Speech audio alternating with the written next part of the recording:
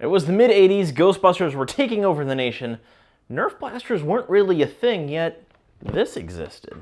This is the GhostPopper, and if you were alive in 1986, you would know exactly what this thing was. I'm guessing you're a little more curious about this blaster and what it comes with, so here's some details on it.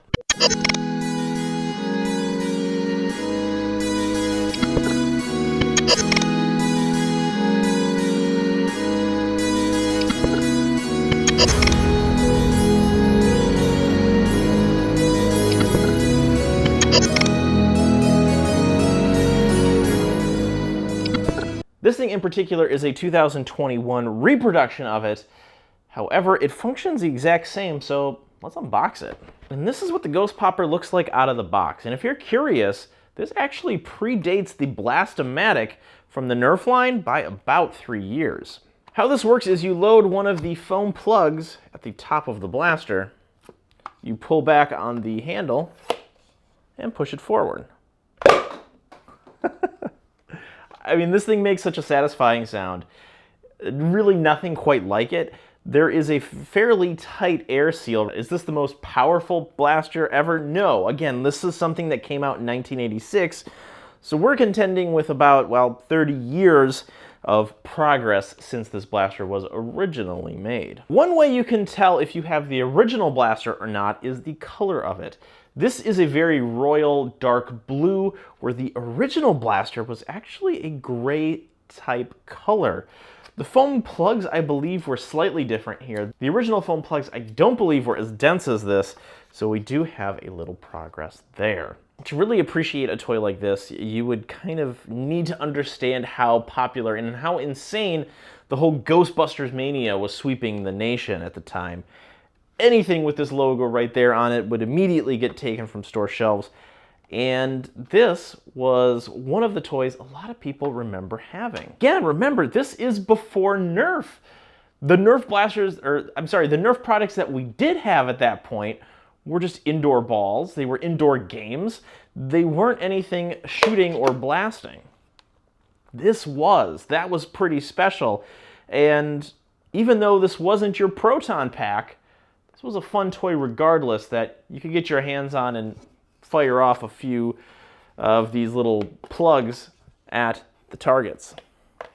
Speaking of targets, by the way, on the back of the box you have the Stay Puft Marshmallow Man, as well as you have Slimer that you can cut out.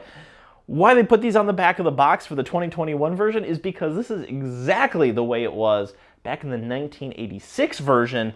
So they faithfully recreated the entire packaging for this, from the blaster itself to the box it came in. Attention to detail like that is why this is a really great addition into Nerf history. We don't see too many reprints of blasters. We got a little taste of that with the Icon series at the end of 2019, as well as a little bit into 2020. But we haven't really seen anything on this level yet until we got the GhostPopper. I gotta be honest, I don't have an original one of these, and they're very difficult to track down in good condition. And what you're looking for in an original one is, stickers, the plugs that go with it, as well as a working seal on the blaster itself. 30 years can do quite a bit of damage to just things as they erode over time. So now that we have something that's more modern, a fresh take, you can really get a taste of what toy history was like so long ago. Now look at the detail on this blaster. There's so many great details.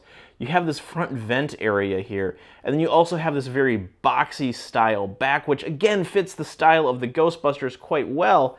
And if you look, as you pull it back, there's a gauge that tells you how far you've primed it. As a collector of foam style blasters, this is a very fun thing to have come around again.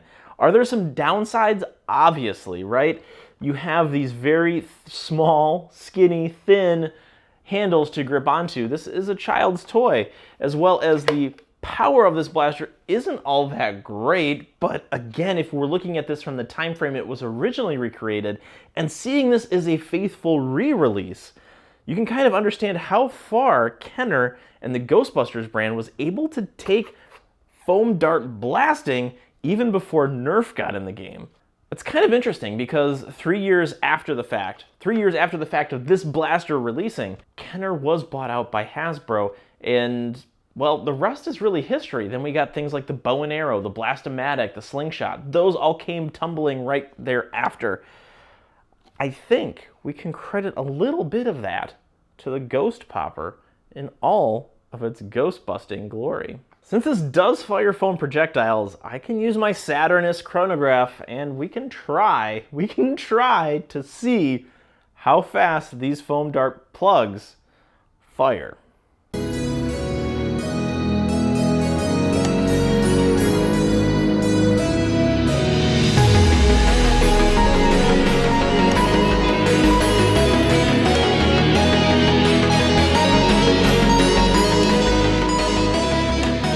I don't know what you were expecting, but you know, I thought that was pretty good. Again, we're looking at a blaster 30 years ago. We've made a lot of improvements since then, so those speed readings aren't too bad for something that was the first of its kind. I want to know what you think about the performance of this in the comment section below. And again, try to keep in mind a 1980s frame of reference. At $20, the GhostPopper is a really interesting product. Is this something that performance nerfers are going to rush out and buy? No, they're not. This is specifically designed and marketed to people who either saw this the first time around and want to share this with their kids because it's probably long gone now, or it's for the people like me who are collectors and love vintage or retro toys now into a modern light with very little improvement. This is one of those products where you can remember where you were when you first used one of these. And if that doesn't really ring a bell to you, then this GhostPopper probably isn't for you. However, I would definitely recommend these for people over the age of 30 who got to play with one of these the first time around, might have lost it, might have gotten broken, or it has since been thrown in the landfill or donated eons ago. So that's it, that's all I got. There's not a whole lot to talk about this blaster. It's fairly straightforward except for the history of it, because this has a unique lineage, and now that the fact there's another version of this floating around, that'll just kind of add to the story. If you haven't already, please consider subscribing and hitting that bell for notifications. That really helps the channel here grow, as well as you get notified about other things that happen here on YouTube. Thanks for watching, and you know who to call.